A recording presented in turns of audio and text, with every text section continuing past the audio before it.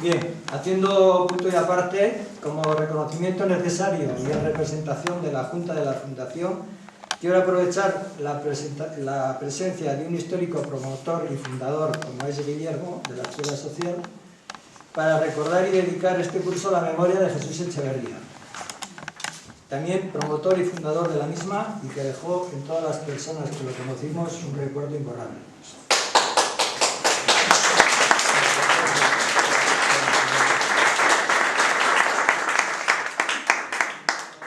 Paso a lo que nos ha traído hoy aquí.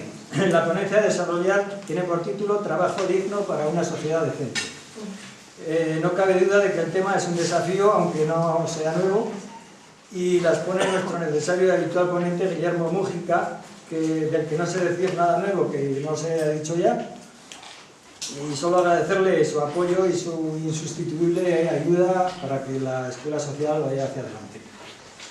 Bien, para poner de manifiesto una vez más que Guillermo sigue siendo parte fundamental de la escuela, aunque no obstante sospecho que cada curso que pasa me parece que quiere un poco irnos dejando solos, lo sospecho solo.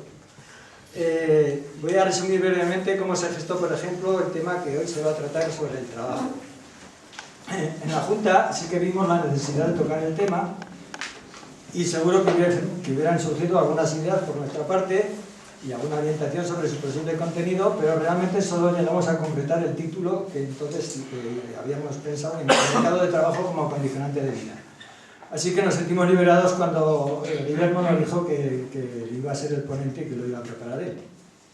En septiembre ya nos hizo llegar el título y un adelanto del contenido de la ponencia, pero cuando recibimos el documento definitivo a primero de este mes y lo leímos, hemos comprobado de nuevo la capacidad intelectual de este hombre, el esfuerzo de recopilación de datos, citas de autores, conocimiento previo del tema y la ingente lectura de textos que requiere y su síntesis.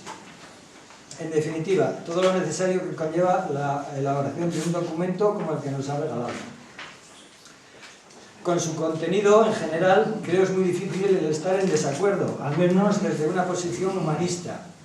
En cualquier caso, es un documento muy importante y creo que no dejará a nadie indiferente. Está recogido en la web de la Fundación, se ha repartido también los ejemplares que habíamos hecho en fotocopia y recomendamos encarecidamente su lectura. Porque casi con seguridad a Guillermo no creo que le dé tiempo para desarrollar una charla con el tiempo disponible. Bien, y termino recordando que Guillermo tratará de finalizar, como siempre, pues sobre las 9 o 9 y 10, y ya te avisaré, y pasaremos al coloquio hasta las 9 y media. ¿Vale? Adelante. Bien. Muchas gracias, Jesús. Y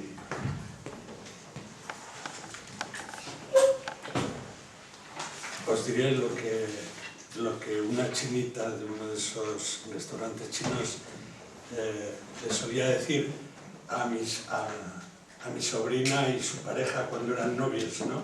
Que tenían la costumbre de ir de vez en cuando al chino y cuando llegaba decía tiempo sin venir, les decía, y cuando se iban, gracias por venir. Pues yo también os doy las gracias por estar aquí, ¿eh? Además, para mí es un gozo y es una alegría ver caras con las que hemos compartido tantas cosas, ¿no? Y a las que tanto yo siempre he querido y supongo que el afecto permanece. Bien, os he dejado la charla desarrollada, por tanto, cuando alguien tenga tiempo, humor, ¿no? y ganas de entrar, de hincarle un poco más a fondo el diente en el tema, no para estar de acuerdo con lo que yo desarrollo, sino puede ser muy bien para estar en completo desacuerdo, pero quien tenga ganas, como eso lo va a poder hacer. Entonces yo lo que voy a hacer es intentar ordenar 4 puntos que no coinciden siempre con lo que expongo ahí, pero he ordenado 4 puntos que es lo que os voy a desarrollar ahora. Y comenzando con lo que yo llamaría, como un primer punto, el contexto en el que nos planteamos este tema, el tema de un trabajo digno para una sociedad decente. ¿En qué contexto nos lo planteamos? Y el contexto yo lo describiría de este modo. Un contexto en el que el trabajo representa, por una parte, un grave problema, lo que no es ninguna novedad para ninguno de nosotros, parece una afirmación de perogrullo, ¿verdad? El trabajo representa un grave problema y simultáneamente es una realidad conceptualmente problemática. ¿Qué es trabajar? ¿Quién trabaja? ¿Por qué? ¿Y para qué? Trabajar, etcétera. Ya veremos. Entonces, yo situaría el tema en este primer punto, como digo, que es un punto de entrada, algo así como el hall, ¿no?, del discurso que iremos haciendo posteriormente. Que el trabajo sea un grave problema, bueno, pues eso lo sabemos todos, ¿no?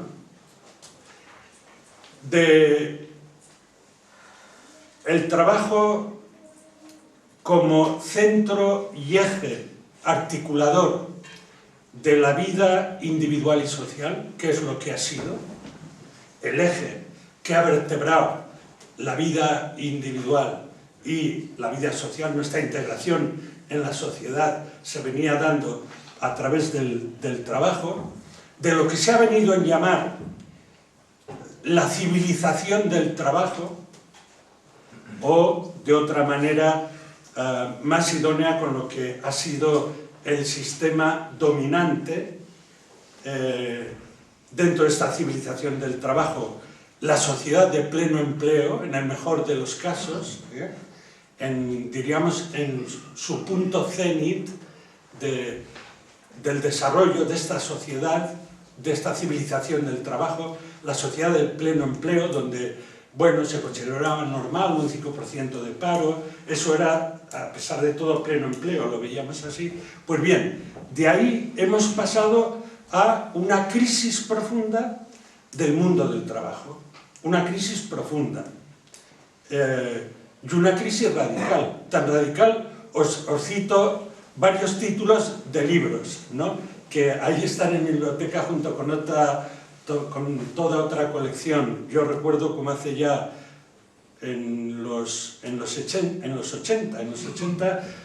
yo me metí a fondo en el tema porque de la Hermandad Obrera de Acción Católica me pidieron un curso de 3 días en Madrid, y entonces tengo toda una colección de obras que buena parte de ellas son ya de esos años, ¿no? Bueno, pues hemos pasado a, por ejemplo, El fin del trabajo, de Jeremy Rifkin, una obra de Jeremy Rifkin que lleva este título, El fin del trabajo.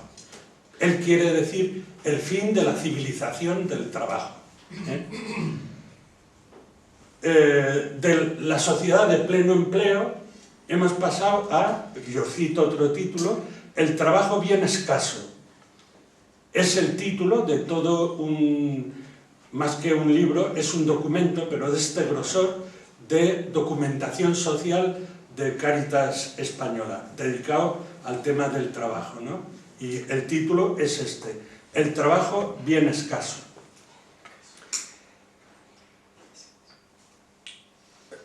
La sociedad del desempleo, ¿no? Frente a la sociedad de pleno empleo, hemos pasado a la sociedad del desempleo, que es una obra de García Nieto y de todo un equipo de profesionales que algunos conoceréis, pues forman parte de todo ese colectivo Cristianismo y Justicia de Cataluña, ¿no? Bueno, pues sacaron un libro en colaboración, un libro de esos coral que suele haber. Este es un libro muy bueno, ya de hace años, y tiene este título, La sociedad del desempleo, ¿no?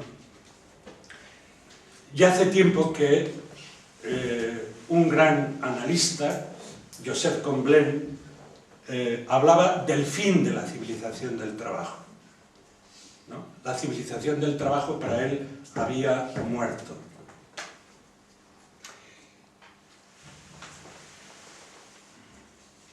Por parte de las instituciones, esto ha ido acompañado de una triple claudicación, yo diría. Primera claudicación en la defensa del derecho al trabajo, que por ejemplo está contenido en nuestra Constitución. Fijaos que hablo de derecho al trabajo, no. Los padres de la Constitución ya sabían bien que cuando decían derecho al trabajo no estaban diciendo derecho al empleo, decían derecho al trabajo. Aunque nosotros vamos a ver que eso tiene bastante más miga de lo que aparentemente puede parecer, ¿no? Pero, de todas maneras, también en el artículo 35, párrafo primero de la Constitución, que es donde habla del derecho al trabajo, dice, habla del deber y derecho, ¿no?, al trabajo, y deber y derecho de trabajar, ¿no? Bueno, pues esta ha sido una primera claudicación por parte de las instituciones. Yo no creo que las instituciones, dicho así en sus términos generales, estén defendiendo y en el periodo álgido de la crisis hayan hecho lo mínimo necesario para defender el derecho al trabajo. Segunda claudicación, han claudicado a una defensa de los derechos en el trabajo. Derecho al trabajo, no. Defensa de los derechos en el trabajo y de los derechos sociales y laborales que acompañan, ¿no?, los derechos en el ejercicio del trabajo, pues tampoco. Ahí ha habido una gran claudicación, ¿no? Justamente, no solo en esta cuestión, pero en esta de manera especial, lo que ha habido es una gran desregulación de todo lo que envuelve el mundo del trabajo y de todo lo que envuelve, pues, los derechos laborales y sociales. Y una tercera claudicación es claudicación en la defensa del bien general o del bien común y de la protección social universal. No digamos ya simplemente la protección social de los ciudadanos y ciudadanas, sino menos aún la protección social universal. Han sido como tres grandes claudicaciones, ¿no?, que tienen que ver, como veremos, con el trabajo. Alguien dirá, ¿y la protección universal qué tiene que ver con el trabajo? Sí, porque yo soy de los que defienden, y lo voy a repetir, que el trabajo no es que sea un medio de vida, es una necesidad vital. Y es necesidad vital porque yo, como ser humano, soy responsable no solo de mi propia vida y de la vida de los que me son más afectos o están más directamente relacionados conmigo, sino que soy responsable también de la vida de los demás, soy corresponsable. Soy, por ejemplo, responsable de, con mi trabajo, contribuir también, juntamente con otros, a aquellos precisamente que, por su condición, por sus dependencias, por sus limitaciones, pues no pueden acceder por sí mismos a esos mínimos vitales que necesitan, ¿no?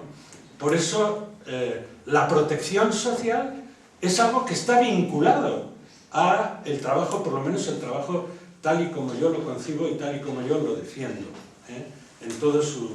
en toda la plenitud de su sentido. Y todo esto se traduce en cifras, pero cifras en las que yo no me voy a detener, ¿no?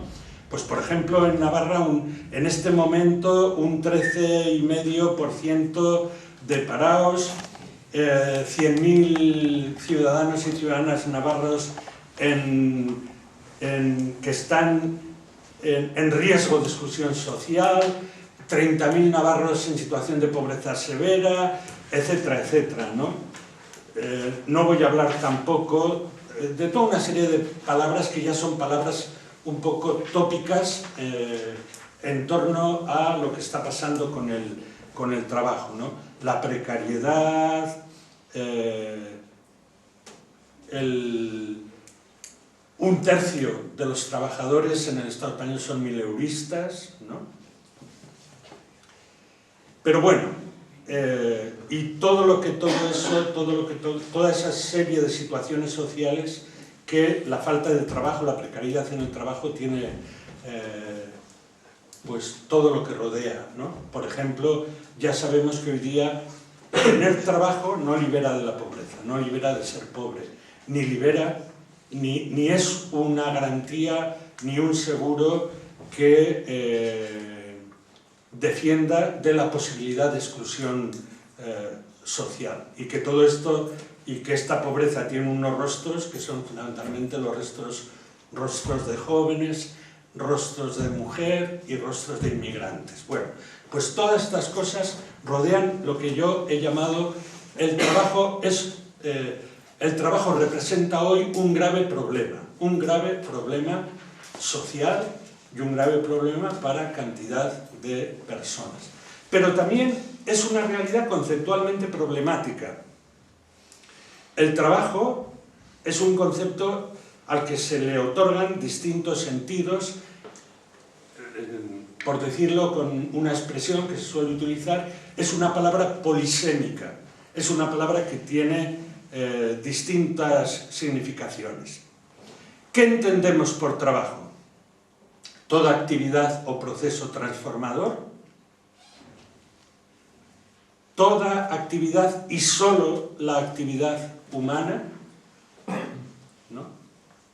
Por ejemplo, el profesor de Economía Alejandro Arizkun, de la UNA, de la Universidad de Navarra, pues se plantea la pregunta si solo el ser humano trabaja.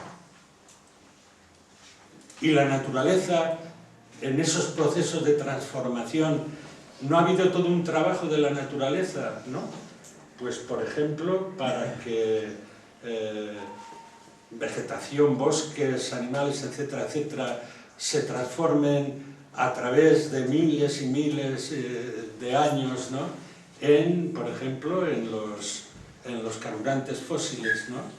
No ha hecho falta que transcurrieran y que se pusieran en funcionamiento una serie de dinamismos. ¿Todo eso es trabajo o todo eso, o eso no es trabajo? ¿Cómo hay que considerarlo? Evidentemente, el sistema económico dominante no lo ha considerado como trabajo, ¿no? Y eso ha tenido sus consecuencias. Pero se lo pregunta seriamente y dice, hombre, pues solemos utilizar una expresión que parecería dar a entender que también los animales, por ejemplo, trabajan, ¿no?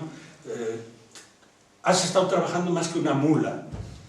Es decir, y parecería que implícitamente, dice Alejandro Arizkun, pues ya estaríamos reconociendo que también los animales, ¿no? Trabajan. Sin embargo, no aportan en lo que es la economía dominante, pues no son los que dan valor a la obra que se esté realizando, ¿no? Bueno, pues es una pregunta. Toda actividad humana y solo la actividad humana es trabajo, ¿no? ¿Es trabajo toda actividad socialmente útil? ¿Es trabajo solo la actividad asalariada? Es decir, el empleo. ¿Solo el empleo es trabajo?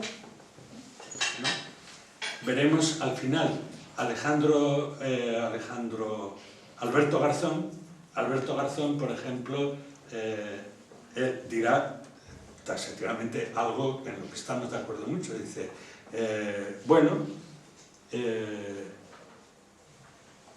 no hay empleo, pero sí hay trabajo, ¿no?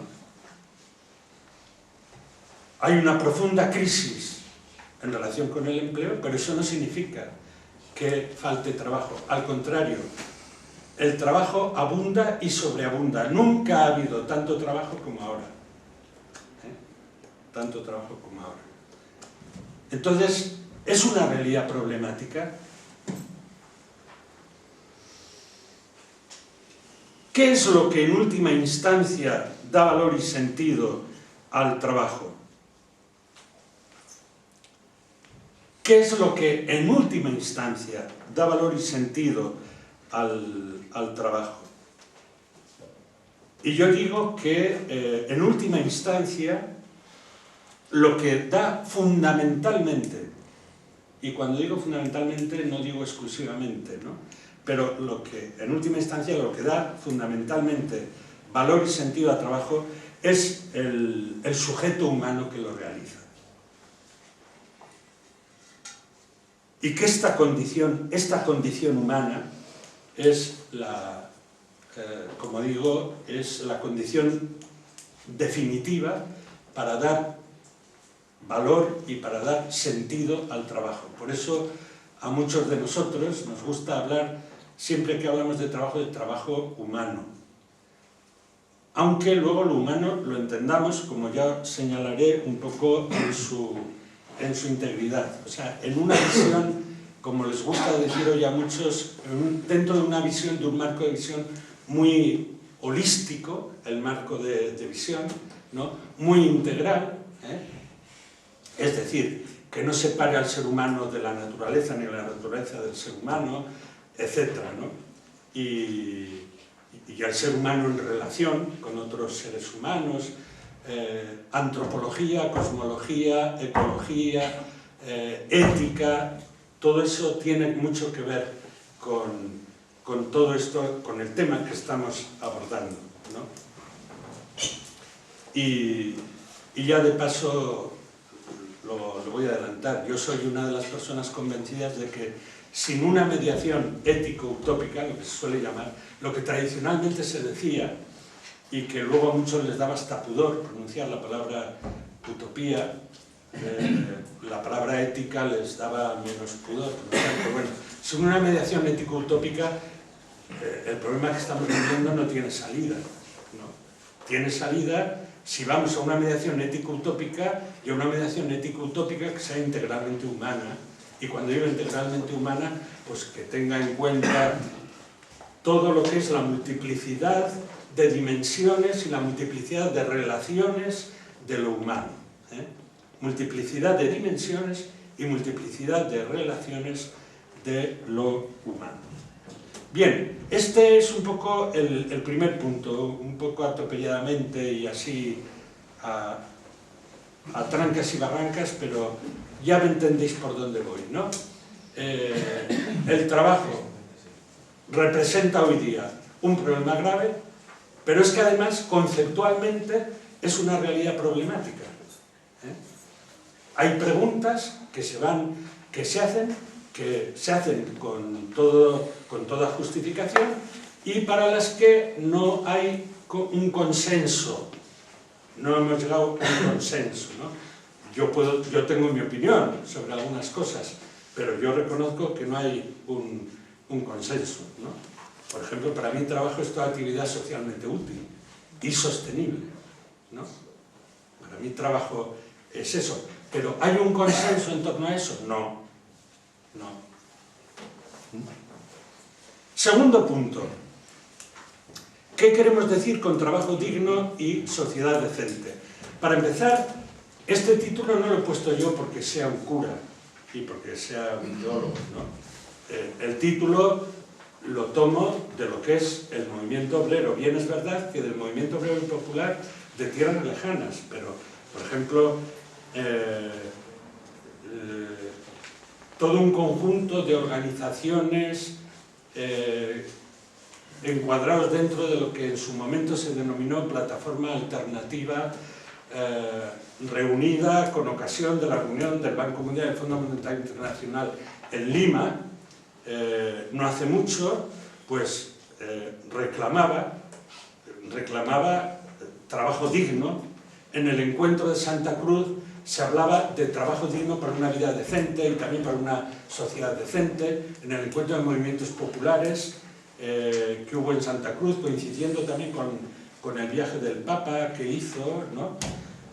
Que fue un encuentro internacional de movimientos populares. Ahí salían estos conceptos. Por tanto, no penséis que, hombre, esta gente, como es gente buena, como son cristianitos buenos, un poco majetes, ¿no? Pues hablan de trabajo digno y de sociedad decente. Bueno, De eso está hablando el movimiento popular en sus múltiples expresiones, ¿no? Bien, ¿y qué entendemos por trabajo digno? Pues el que reconoce, respeta y valora íntegramente, y cuando digo íntegramente me refiero en sus múltiples dimensiones y en la totalidad de sus relaciones, la condición del sujeto que realiza dicha actividad. El que reconoce, valora y respeta íntegramente en todas sus dimensiones y en todas sus relaciones la condición del sujeto que realiza dicha actividad, esa actividad a la que llamamos trabajo. Cuando reconoce, valora y respeta eso, decimos que es un trabajo digno. Y sociedad decente entendemos por tal la que se organiza en función de las personas, su dignidad y sus derechos. Esa es una sociedad decente, aquella sociedad que se organiza en función de las personas y no en función, pues, de la banca, pongamos por caso, ¿no? De los intereses de la banca y de los intereses de la deuda, que sabe Dios además cómo se ha ido gestando, ¿no? Se organiza en función de las personas, su dignidad y sus derechos. Sociedad decente es aquella que no permite que las instituciones humillen a las personas y que pretende el mayor bien común posible, ¿no? El mayor bien común posible. Os decía antes que, claro, para introducir este elemento, ¿no?, como un horizonte hacia el que debemos caminar, pues hace falta que introduzcamos en nuestro modo de mirar el problema y en nuestra manera de buscarle salidas, eso que yo he mencionado antes. Hace falta que introduzcamos una mediación ético-utópica. ¿Y qué es la mediación ético-utópica? Mirad, yo tengo una concepción de lo que es el ser humano y yo tengo una concepción de lo que es una sociedad que se organiza en torno al mayor bien de la mayoría de seres humanos posible, ¿no? Tengo una concepción de lo que es eso. Y tengo una concepción de la naturaleza de la que el ser humano es parte, ¿no? Y que de la que el ser humano debe extraer recursos que necesita y que el ser humano debe cuidar. Y toda esta concepción, al final, ¿en qué se traduce? Toda esta concepción se traduce en valores y fines. Cuando yo hago una transposición de mi concepción antropológica, de mi concepción cosmológica, de mi concepción sociológica, cuando yo hago una transposición de eso en términos de fines y de valores, lo que estoy haciendo es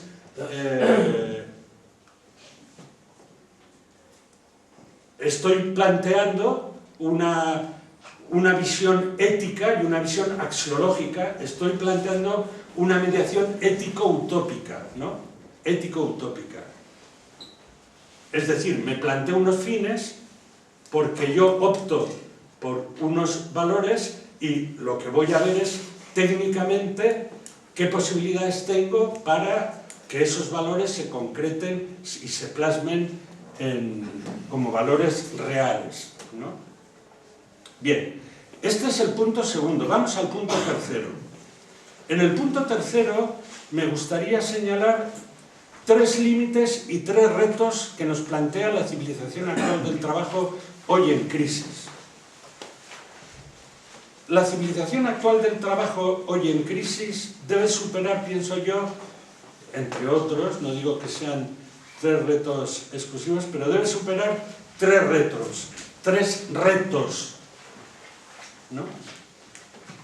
Primer reto, el reductivismo en la concepción del trabajo. El reductivismo de trabajo a empleo, es decir, la conversión del trabajo en mercancía que se compra y se vende en el mercado, ¿no? Ese reductivismo que circunscribe el trabajo dentro a una concepción instrumental, utilitarista y productivista, y no toma en cuenta otro tipo de dimensiones y de valores que el trabajo humano tiene. Es decir, reductivismo es concebir el trabajo simplemente como un medio de vida y, como yo os decía, no como una necesidad vital. ¿Por qué el trabajo es una necesidad vital?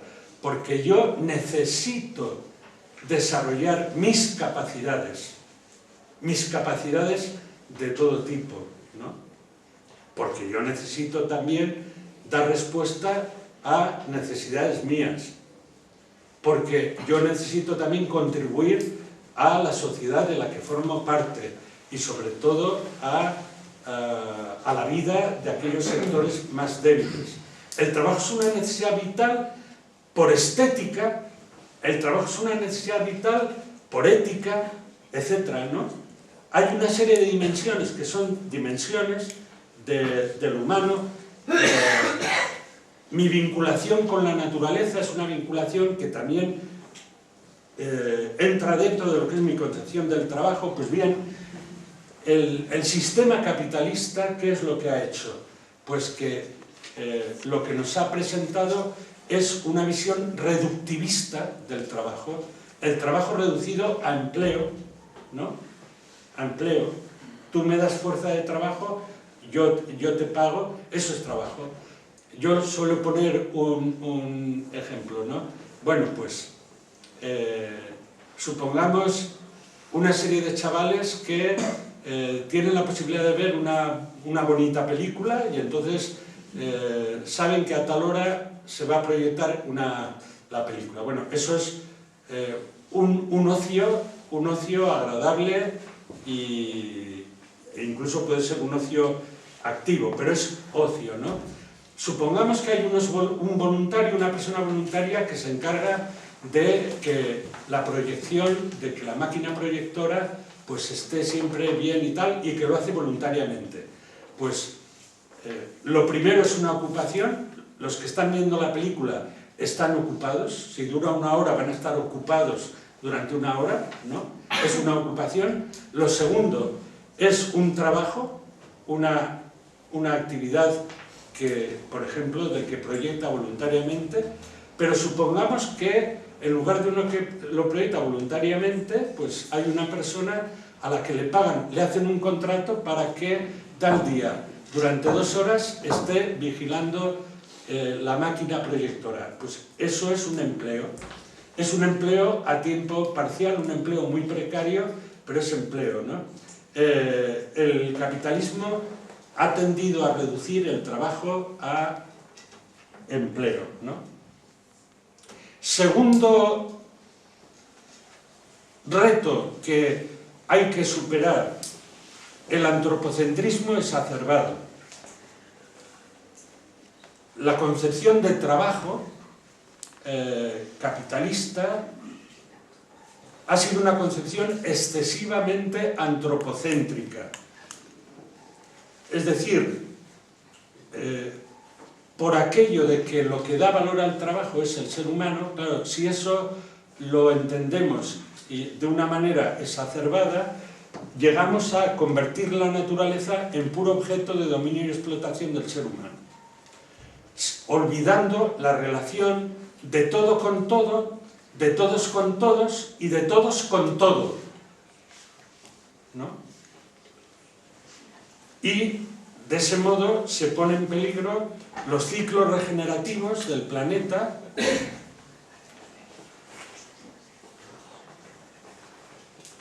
se pone en peligro la biodiversidad, se pone en peligro la vida misma, ¿no? Como bien sabemos.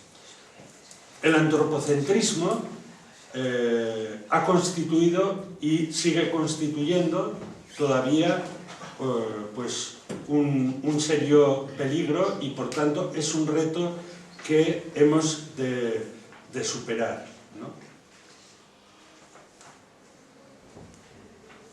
Y el tercer reto, a superar el androcentrismo. El trabajo, así como ha adolecido de reductivismo, de antropocentrismo, ha adolecido también de androcentrismo. ¿Por qué? Porque introduce desigualdad y división por razón de sexo y por razón de género.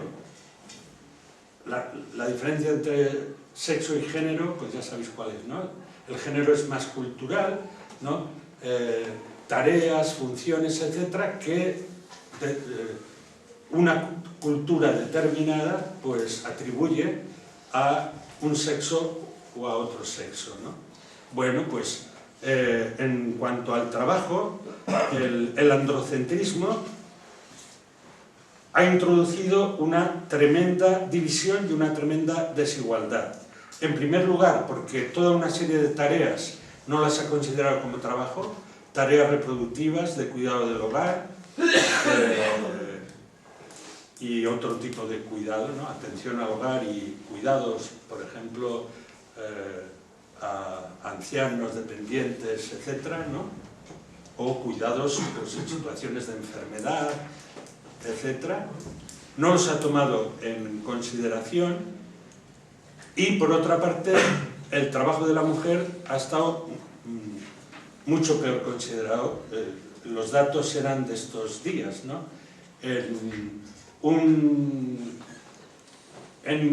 A igualdad de trabajo, las mujeres en Navarra cobran un 31% menos. Y me sorprendió porque, y en términos de pensiones, me parece que salía ayer o anteayer, las mujeres en Navarra tienen un 30% menos de pensión que los hombres, ¿no? Entonces, ese es un problema de androcentrismo, no de antropocentrismo, sino de antropocentrismo también, pero de androcentrismo, ¿no? En la concepción del trabajo. Y esto forma parte de una concepción que hay que destruir, hay que romper, si se quiere buscar salidas a la situación que vivimos, ¿no?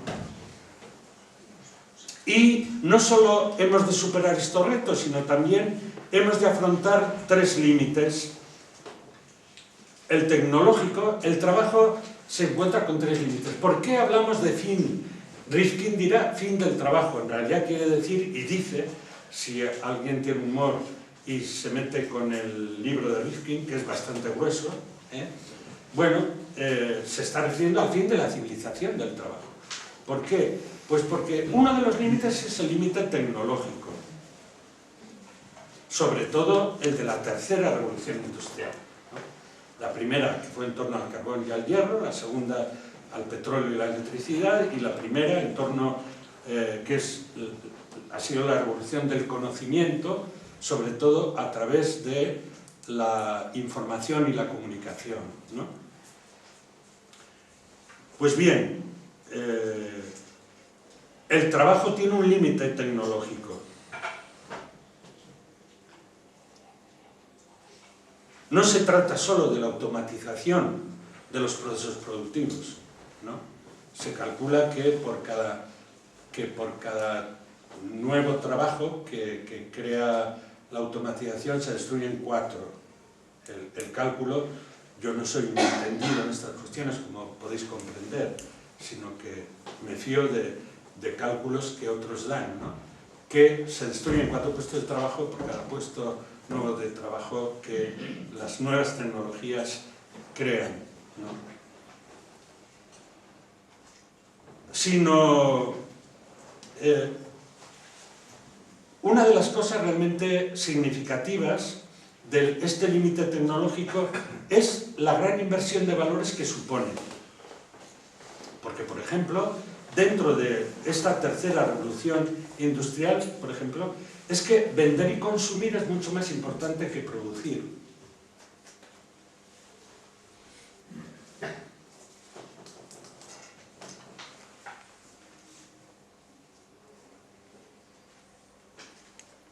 Las nuevas tecnologías, por otra parte, favorecen una gran descentralización de las empresas y también su deslocalización. La facilitan mucho más, ¿no? Y otro elemento es, además, la enorme aceleración de esta revolución del conocimiento. Cada 3 años más o menos, pues hay que renovarlo todo y hay que cambiarlo todo, ¿no? Y todo se torna caduco. Así como antes, pues tenían que pasar 15, 20 años, ¿no? Hoy día, pues cada 3 años ya es que las cosas se vuelven caducas. Un segundo límite, el ecológico.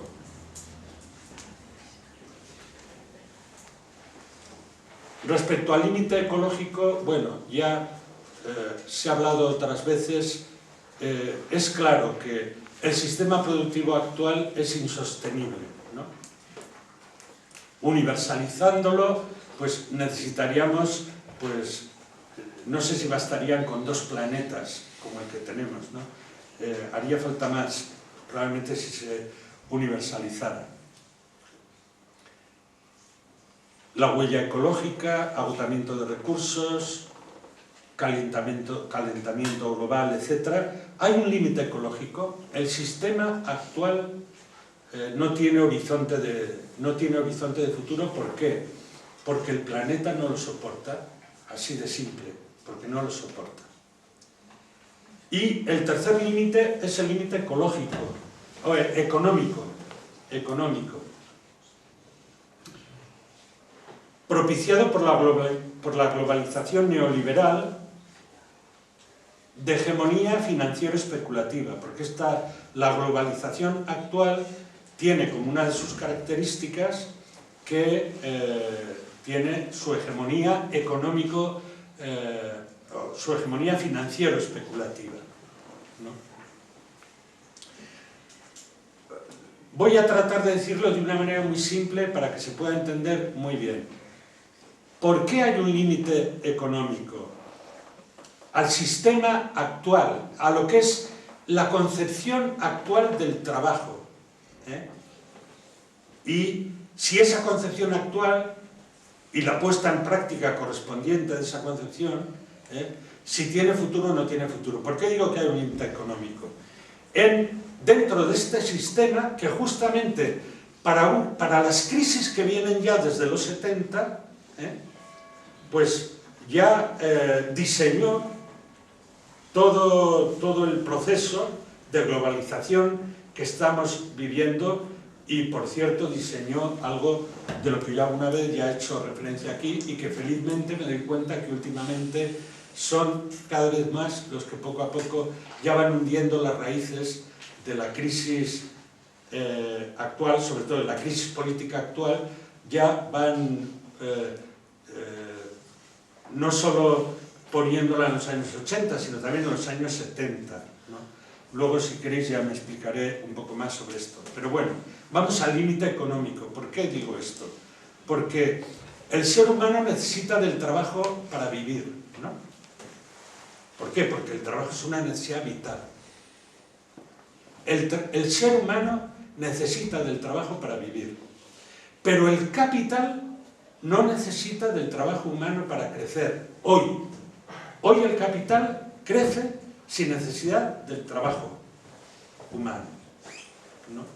En alguna parte del mundo siempre hay alguien que trabaja y que va a ser sobreexplotada, etc., ¿no?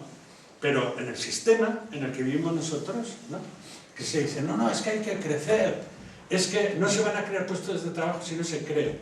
Pero, inocente, si hoy día el capital no necesita del trabajo humano para crecer.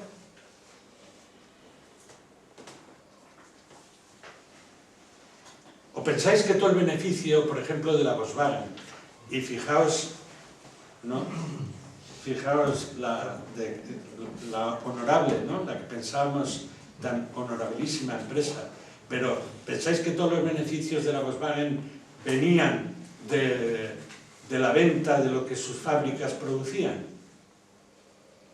¿De dónde venían? Bueno, de la Volkswagen y de todo el gran capital multinacional y transnacional, ¿no?, que buena parte de sus beneficios vienen del juego financiero especulativo.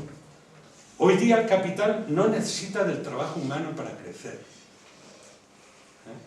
entre otras cosas más porque las nuevas tecnologías, con muchísima menos mano de obra, producen mucho más y producen mejor. Bueno, pero ese es el límite económico, que a veces se pasa por alto, ¿no? Bien, por tanto, hay salidas, punto cuarto, hay salidas. Mira por dónde una vez voy a poder terminar en hora, ¿no? Hay salidas, pues unas cuantas cosas previas. Bueno, pues como estamos en un mundo globalizado, internacionalizado, con muchos límites de soberanía por parte de los gobiernos y de las administraciones, cesiones, ¿no?, de soberanía, etcétera, pues cada vez se hace más difícil, ¿no?, combatir estas situaciones. Desde luego, parece impensable un ataque global al capitalismo global. Hoy por hoy, yo por lo menos no sueño, no sé si vosotros, un ataque global al capitalismo global, impensable. Entonces, ¿qué pasa? ¿Que no se puede hacer nada? Pues sí, yo soy de los que piensan que algo se puede hacer, ¿no?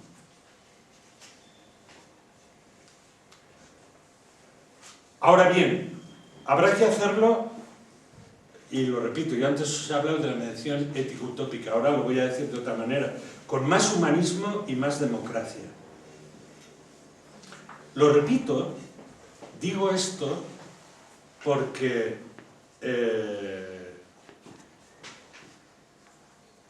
hay quienes dicen, hombre, es que más humanismo y democracia es como quien sería tanto, representaría tanto como echar gasolina al fuego, ¿no? Dicen, los neoconservadores dicen que más humanismo y más democracia representa eso. Yo aquí, en esta misma sala, he dicho alguna vez que a mediados de los 70, ¿no?, en el informe sobre la democracia, los neoconservadores y los trilateralistas, pues Canadá, Japón, Estados Unidos, Europa, etc., se pusieron de acuerdo y redactaron el informe sobre la democracia, en la que, analizando la crisis de los 70, que empieza con la no conversibilidad del dólar en oro, luego viene la crisis del petróleo, etcétera, etcétera, ¿no?, analizando la crisis ya dicen, no, la raíz de la crisis no es económica, el problema de la crisis es político. El problema de la crisis es que las democracias de participación ampliada no posibilitan que el sistema funcione, es decir, no posibilitan el desarrollo del capitalismo, ¿no?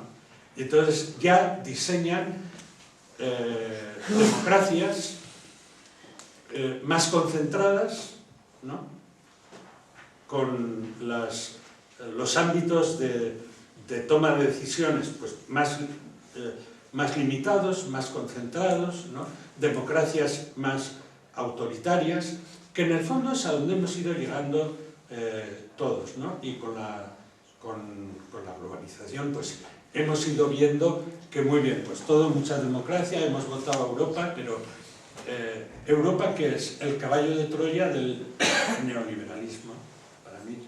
O sea, los efectos de la trilateral a nosotros nos han llegado por distintas razones históricas con retraso, pero nos han llegado, por ejemplo, a través de nuestra incorporación en una Unión Europea que hace tiempo que había renunciado a sus propios valores y había perdido el norte, ¿no? Porque ya cuando en los 75 se aprueba el informe sobre la democracia, ¿no?, bueno, pues ya de algún modo se está diciendo adiós a valores fundamentales que Europa tenía escritos en el frontispicio, ¿no? Y por eso digo que las cosas vienen de muy atrás. Por eso digo ahora que hay futuro, sí, pero hay futuro con más humanismo y más democracia, es decir, más regulación, que la política embride a la economía, que la economía sirva a las personas, Es decir, lo que está del revés hay que ponerlo un poco al derecho, ¿no? Por eso, esto es una cosa previa, digo. Vamos a ir luego a cosas más concretas. Pero cosa previa, más regulación. Cosa previa, pues que la política prime sobre la economía y organice la economía. Cosa previa, que la economía sirva a las personas, que parece de sentido común, ¿no? Y pues hay que hacerlo realidad. ¿Esto cómo se puede ir haciendo realidad? Hombre, no hay una alternativa única y global, pero sí tenemos pistas alcanzables y que todas ellas nos ponen en el cruce de donde puede arrancar, pongamos, si no una autopista, si una autovía. Y hay una serie de objetivos por los que luchar, todos ellos acumulativos, y que todos ellos juntos, poco a poco, pueden ir perfilando una alternativa. Y voy a ir enumerando algunos. Por ejemplo, para empezar, lo que he dicho antes, que no haya empleo no quiere decir que no haya trabajo, ¿no? Es algo que lo hemos de tener muy claro. No hay empleo, ¿no? Bueno, es que es el modo como el capitalismo ha entendido el trabajo. Pero que no haya empleo no quiere decir que no haya trabajo. Y junto a esto yo añadiré, y además, el trabajo que hay, que lo hay y mucho, puede ser potencialmente, puede ser una fuente de nichos de empleo para la iniciativa pública, para la iniciativa social y cooperativa e incluso para la iniciativa privada.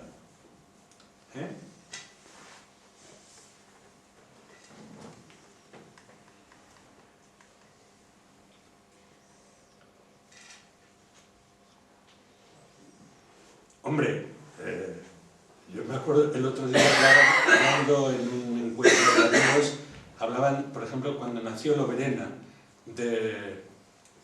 nació como escuela de deportes. El deporte es un ocio, ¿no? Pero bueno, es un ocio que el sistema actual de todo esto lo ha convertido además en un negocio y por tanto ahí hay empleos, ¿no? Un gran futbolista de élite es un empleado, ¿no? Es un empleado de lujo, claro, pero a fin de cuentas es un empleado. Bien, pero el Loberena, por ejemplo, se creó como escuela de deportes y ahí había monitores y los monitores probablemente, bueno, entonces no, pero hoy día los monitores de ocio y tiempo libre, ¿qué son? Hablamos de monitores de ocio y tiempo libre.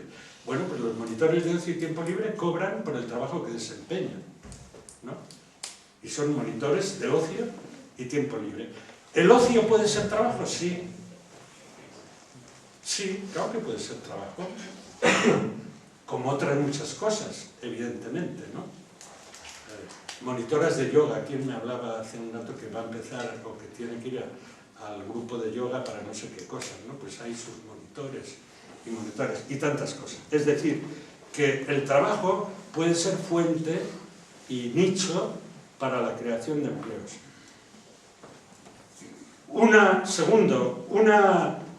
Un requisito mínimo indispensable para luchar por una transformación en el mundo del trabajo es la lucha por condiciones de empleo dignas. O sea, esto es elemental, ¿no? Y por esto sí que hay que luchar. Hay que luchar por condiciones de empleo dignas. Tercero, tenemos que repensar nuestros modelos y estilos de vida. ¿Qué entendemos por bien vivir? ¿Y qué entendemos por bienestar? Lo tenemos que repensar. Y repensar no significa caer así abruptamente en un decrecimiento, y sobre todo en un decrecimiento mal entendido, ¿no? Que fundamentalmente quiere ser un eslogan provocador. Probablemente habrá que decrecer en unas cosas y crecer en otras. Ya se habla mucho de la recuperación de valores poseconómicos, que muchos llaman, y de bienes no tangibles, bienes intangibles, ¿no? Pues bueno, muchas de estas cosas, probablemente en eso tendríamos que crecer muchísimo, ¿no? En todo lo que tiene que ver con calidad de vida. Con calidad de vida. Probablemente ahí nuestros modos de vida dejan bastante que desear, ¿no? Y ahí habría mucha tela que cortar. Cuarto, no olvidar que el trabajo es una necesidad vital, ¿no? Lo que os he dicho antes, el trabajo no es un medio de vida, sino que es una necesidad vital, y como tal necesidad vital tiene múltiples dimensiones y múltiples relaciones. Quinto, desvincular del empleo los derechos sociales y vincularlos a la vida, que, según Noemí Klein, cuyo pensamiento en este punto yo comparto, no puede ser objeto de mérito. La vida no puede ser objeto de mérito. Y los derechos sociales hay que vincularlos a la vida y no al empleo.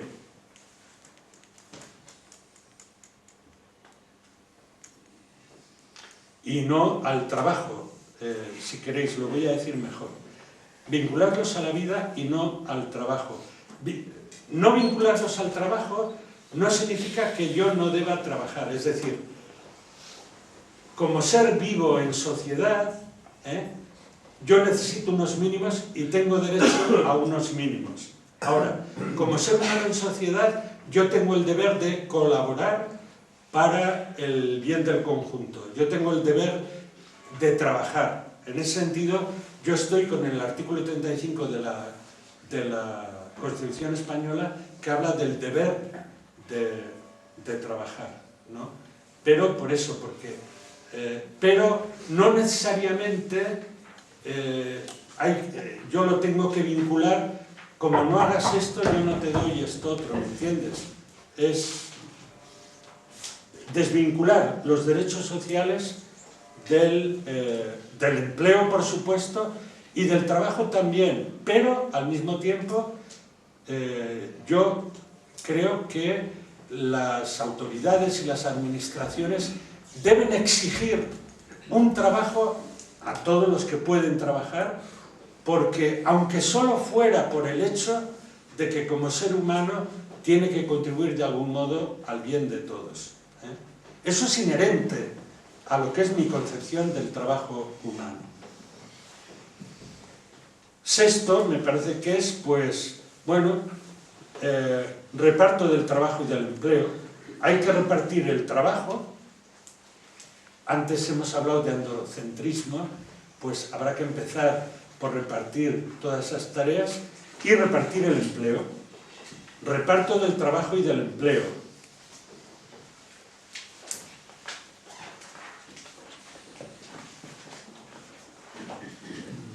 Me he olvidado de decir una cosa, claro, que yo estoy por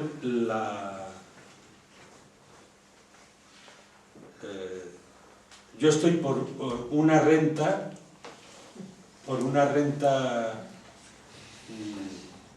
mínima, garantizada y universal, o por un salario social universal, como queráis llamarle, pero estoy por eso, evidentemente, por una renta mínima, lo que implica varias cosas. Implica jerarquizar prioridades y gastos, y reorganizar prioridades y gastos. Implica reforma fiscal progresiva y profunda y búsqueda de otras fuentes de financiación, sea a través de banca pública, de banca social o cooperativa, o de banca ética, etc. Pero hay que buscar otras fuentes de financiación también. Se precisa otra concepción de la empresa, otra concepción de la empresa en la que lo importante no sea solamente el beneficio, que también, sino que entre también lo que es la utilidad social, ¿no?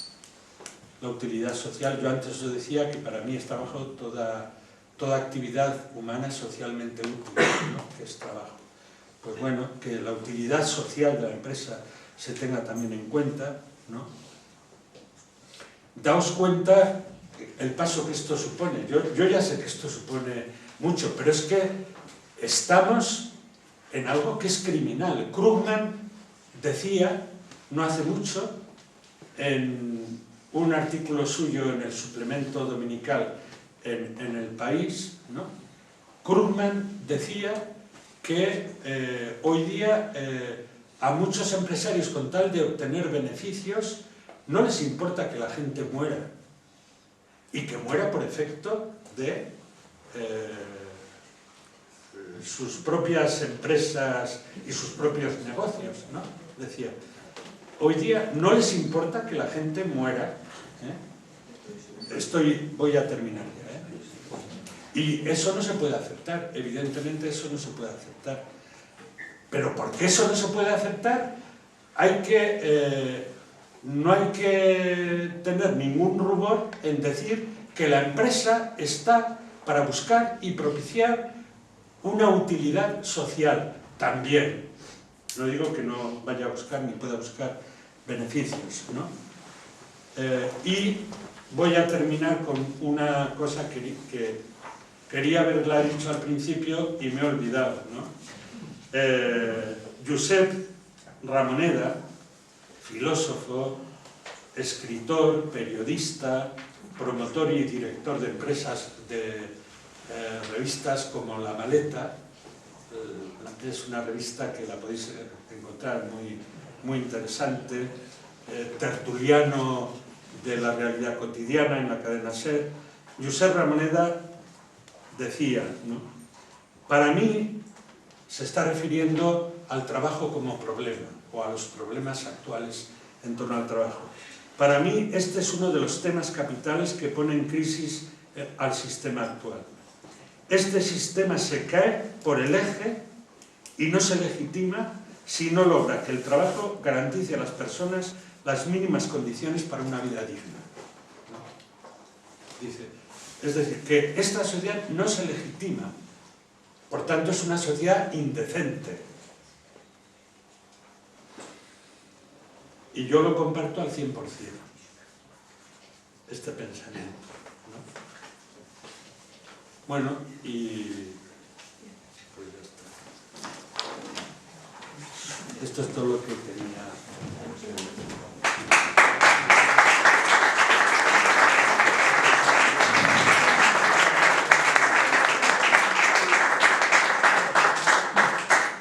Se ha dejado muchísimas más cosas.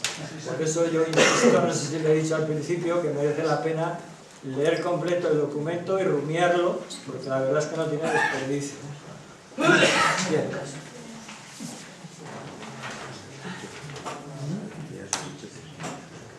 Palabras. O preguntas. Hacemos primero un pequeño sondeo de palabras y después, o si nos anima el tema, pues... Pero a mí me gustaría, porque yo no me considero ningún... yo soy una persona, pues, bueno, que se interesa por la realidad como no.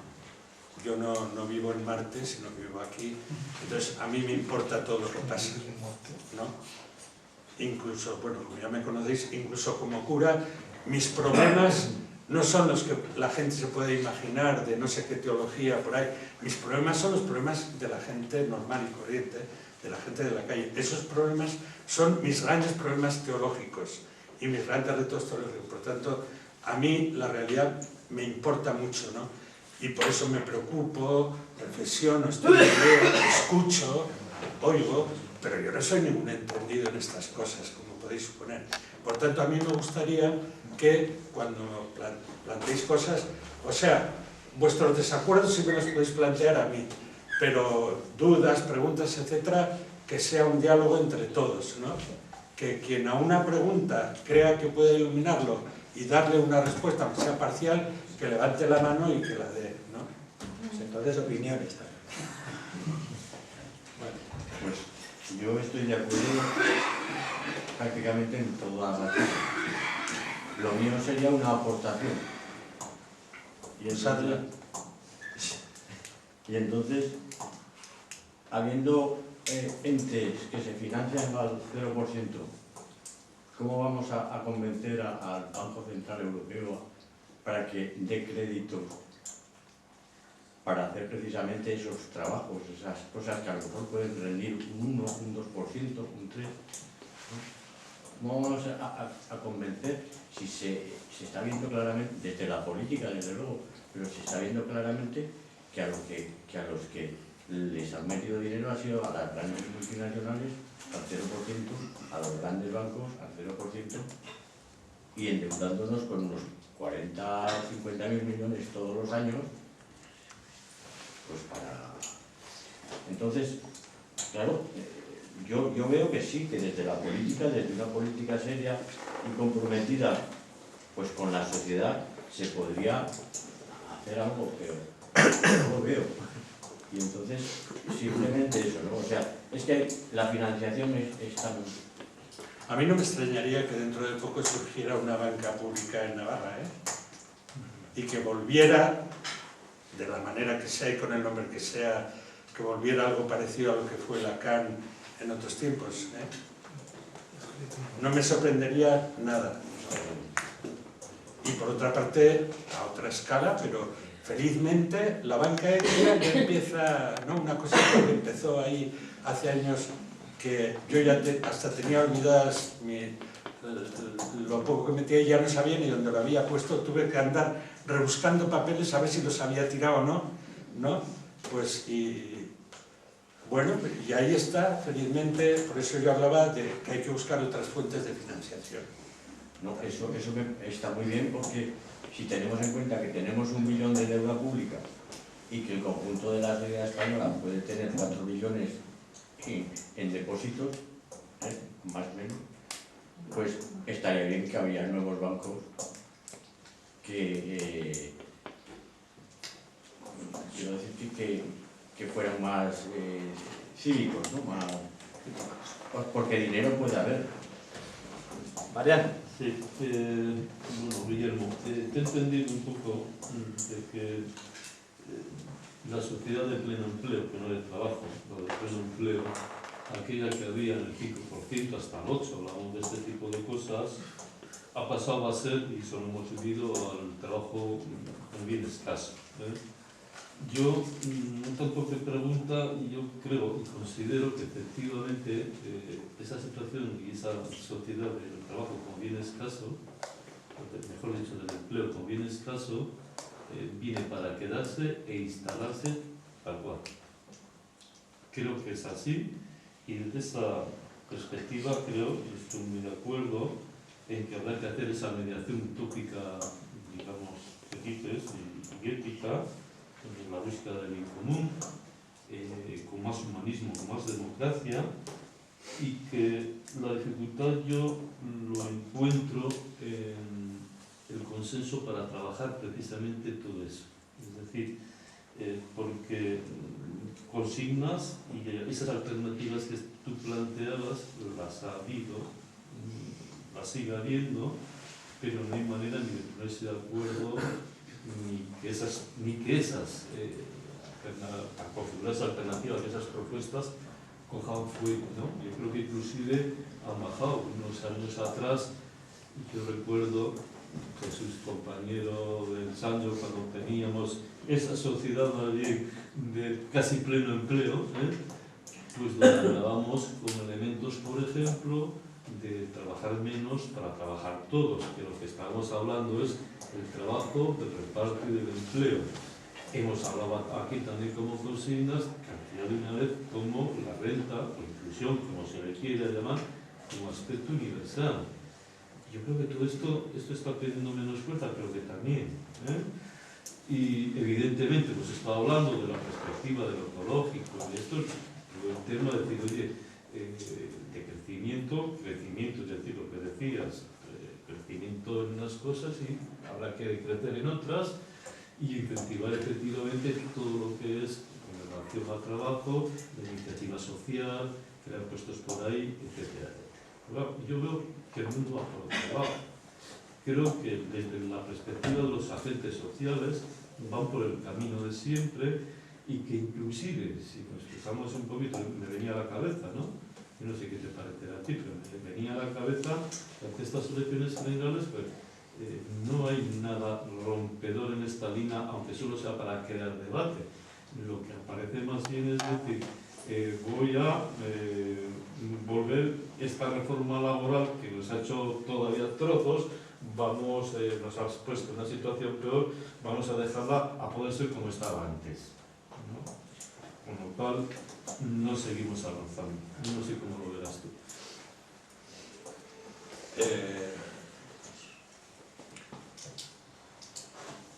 Yo como no ando por las alturas, pues mi vista alcanza un poco más lo que está más a ras de suelo y tal, ¿no? Y ahí que veo yo, pues yo veo que va creciendo mucho.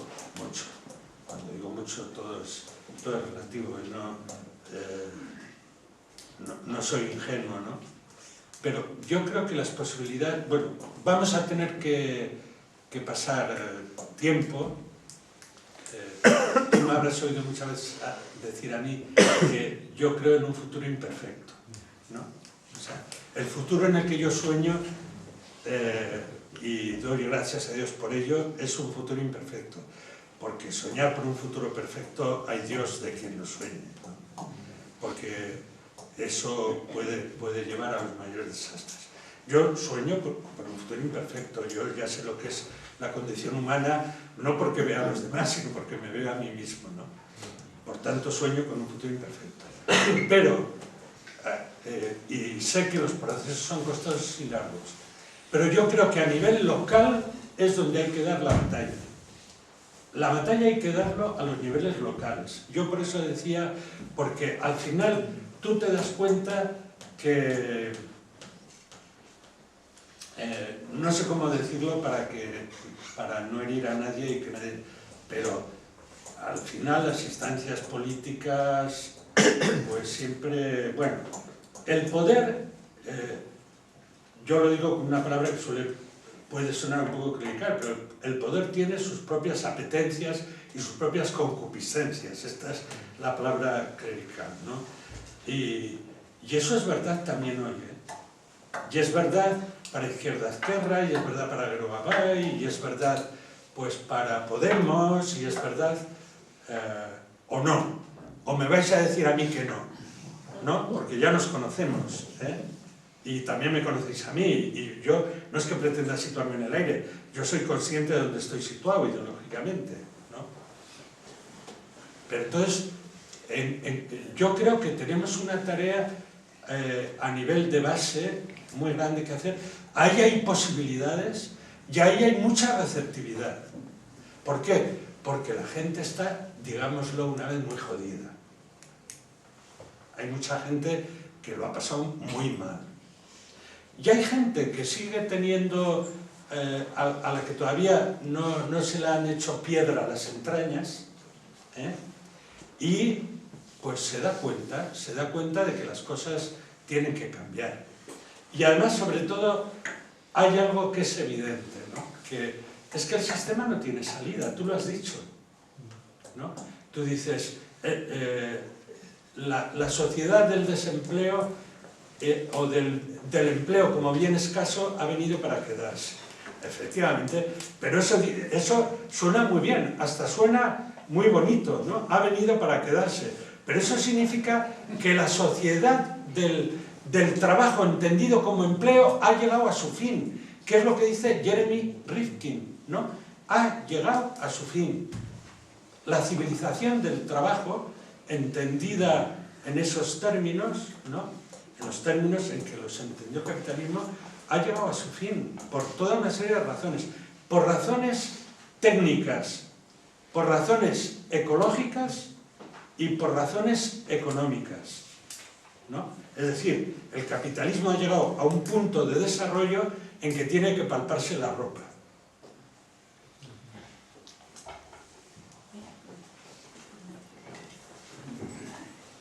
Hace un momento has dicho que hay que dar la batalla a nivel local. ¿Podrías desarrollar un poco más esa idea, ¿no? Intentar un poco concretarla, porque a mí me ha ilusionado un poco, pero a ver qué sería, ¿no? Esa batalla a nivel local.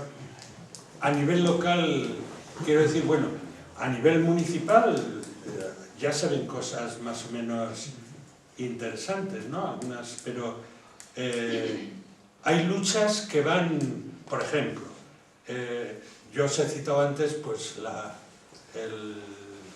al concluir con la cita de Ramoneda, os he citado La Maleta, ¿no? La revista. Bueno, ahí tenéis, abre el último número, lo abre con una entrevista, además, es Joan Subirats el que se le hace a Ada Colau, ¿no? Ada Colau. Y Ada Colau habla de toda su trayectoria, ¿no? Por ejemplo, en la plataforma antidesahucios, ¿no? Es preciosa, es preciosa toda la entrevista y cómo narra ella su trayectoria dentro, en el seno de los movimientos populares, ¿no? Y yo creo que hay una serie de movimientos populares que por ahí yo creo que hay que trabajar. Yo aquí veo personas que además están mucho más metidas que yo en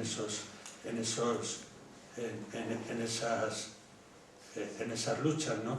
Tú que has planteado el tema, Mariano, le podrías responder mejor que yo a la pregunta. Lo cierto es que él también está trabajando. Claro, ya lo sé. Perfectamente, porque claro, nos encontramos Sí. todos en torno precisamente en esa búsqueda de bien común, de la dignidad de persona, de trabajos relacionados con la inclusión social, con los más desfavorecidos, etcétera, etcétera.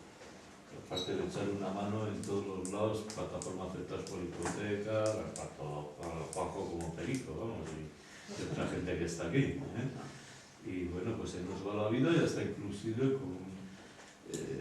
porque al final los grandes problemas son resumidos son techo y comida. Techo y comida, o sea, comida y techo, y ahí estamos un poco en estas dos vertientes. Y aparece una nueva fundación, Tudela comparte, con un proyecto de comedor Villa Javier, donde se trata un poquito de la exclusión de la inclusión de las personas, de que recuperen esa dignidad, pues, Hay, perdón, si me permitís añadir otra, si me permitís una analogía, incluso los que, aunque no compartamos las mismas creencias, pero yo me voy a referir a mi fe cristiana, ¿no? Y bueno, un debate en el que a veces me han hecho intervenir es en torno a la reforma de la Iglesia. Yo recuerdo ya hace años en la revista ICA con el que ahora es diputado por Bildu. ya, Sabino Cuadra, hablas de Sabino Cuadra. De Sabino, con Sabino, ¿no? Sobre la reforma.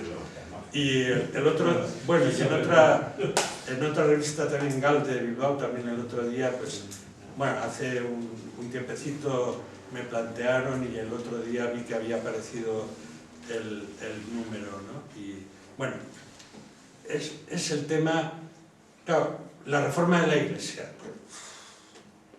¿Es reformable, no es reformable? ¿Se va a reformar? ¿Lo de este Papa va a llegar a alguna parte y tal?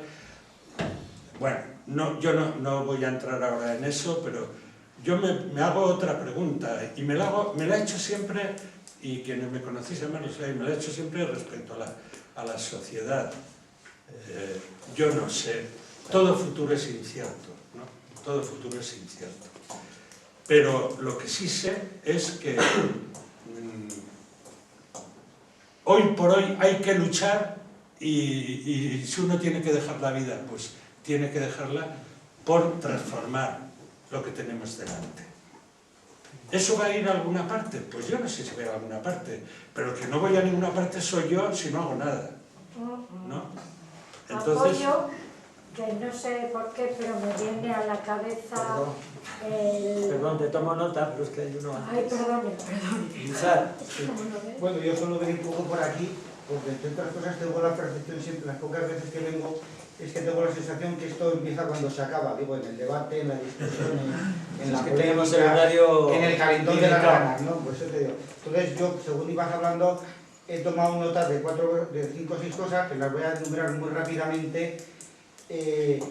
Yo entiendo fundamentalmente que aquí lo que se ha hecho es un discurso moral en su sentido humanista sobre el trabajo, pero lo que, aunque tú lo has comentado en la segunda parte, yo me pregunto si se puede actuar sobre el trabajo sin actuar sobre la economía.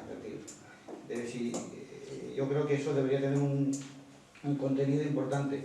Luego, cuando yo he entendido que has dicho el trabajo no reduccionista es el que está al margen del empleo, se me ha ocurrido que hay una gente que hace un trabajo que no es reduccionista, que está al margen del empleo, que suele ser el de los ex-trabajadores, que es ese tipo de voluntariado que hacen los jubilados.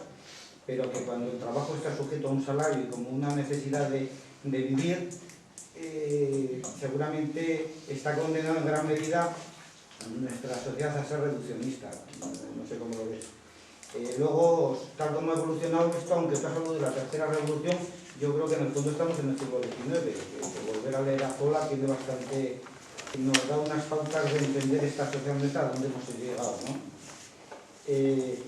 Has dicho tú, se había perdido el norte, en Europa se ha perdido el norte. Yo he notado aquí, tengo la impresión que lo que se ha perdido es el equilibrio de una lucha de clases latente. A partir de que se rompe ese equilibrio, llegamos hasta aquí. Entonces yo planteo si tenemos que volver a la lucha de clases y cómo debe ser esta, si la respuesta fuera que sí. Y por último, y por no alargarnos, dice alguien, has citado a Rifkin, al que hemos leído, se lo decías, el trabajo ha llegado a su fin. Y yo añadiría, ha llegado a su fin aquí, porque la explotación recomienza en otros sitios, y estos son lo que se llaman países emergentes. Con lo cual, lo que ha cambiado un poco, entiendo yo en lo fundamental, que lo que ha cambiado es el mercado. Y no podemos hablar de un poco de esto sin hablar del mercado también, que es hablar de la economía.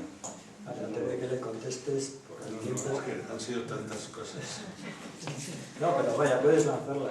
No, que es que ya está, ya. Vale. Tal vez iba a repetir. Vale, muy bien. Bueno, son muchas preguntas, mira a ver si... Sí, ¿no? Que yo, además, le doy la razón y lo comparto, que no se puede hablar del trabajo sin hablar de la economía, ¿no? Yo no compartiría del todo que es una visión meramente moral del trabajo, meramente moralista. No hay economía, no hay economía, se ha querido hacer de la economía una ciencia matemática, una ciencia exacta, ¿no? Se ha querido reducir la economía a fórmulas matemáticas y la economía, en tanto forme parte de las ciencias humanas, es que la economía no es eso, ni puede ser eso, ni debe ser eso, aunque es eso, desgraciadamente. Pero ¿por qué es eso? Ha convertido el trabajo en lo que lo ha convertido. Tú decías al final, hemos vuelto al siglo XIX, pues claro que sí, a la esclavitud, si es el ideal, ¿no? Los contratos ¿cómo se llaman? 0 horas, no, 0 horas se le llaman. Sí, ¿no? Bueno, son contratos en los que ni se especifica el tiempo, ni se especifica el salario, pero se exige plena disponibilidad, ¿no? O sea, disponibilidad total, pero sin garantía de jornada, ¿no? Y sin saber al final lo que vas a percibir, porque a lo mejor pues, este día tú solo vas a trabajar 1 hora, o a lo mejor este día no necesitan de ti, ¿no? El trabajo 0 horas, eso es volver a la esclavitud, todavía no al siglo XIX, antes del siglo XIX, ¿no? Bueno, efectivamente, ese es un planteamiento económico, es un planteamiento empresarial, eso es economía. Hombre, claro que pero eso es una economía totalmente antihumana, es una economía que ha perdido todo el sentido y todo el norte, y en la medida en que seamos conscientes de eso, somos unos sinvergüenzas los que planteamos eso. Hemos perdido la decencia, hemos perdido toda decencia. Eso es utilizar un término ético. Pues claro que es utilizar un término ético, pero es que la ética no es otra cosa. A ver si nos damos cuenta alguna vez. La ética es coger la concepción de lo humano, que es una concepción filosófica, coger la antropología, coger la cosmología, coger la sociología, ¿no? Y vertirla en términos de valores y fines y pautas normativas.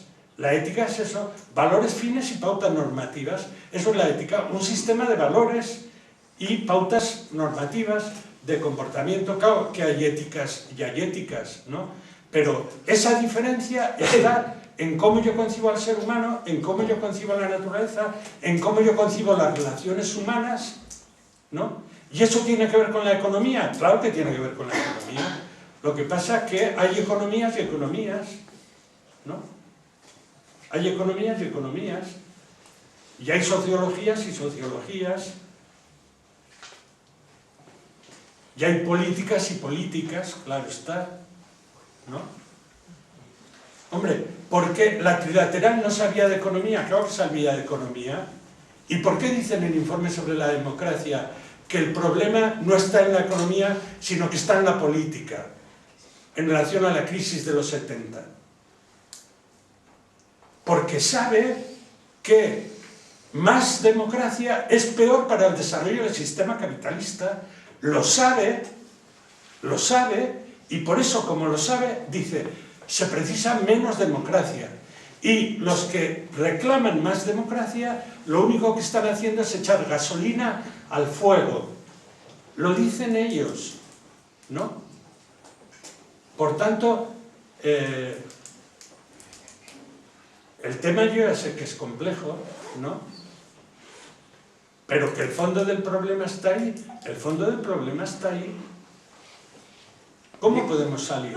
Pues no sé. Pues un poco lío tengo yo con esto de...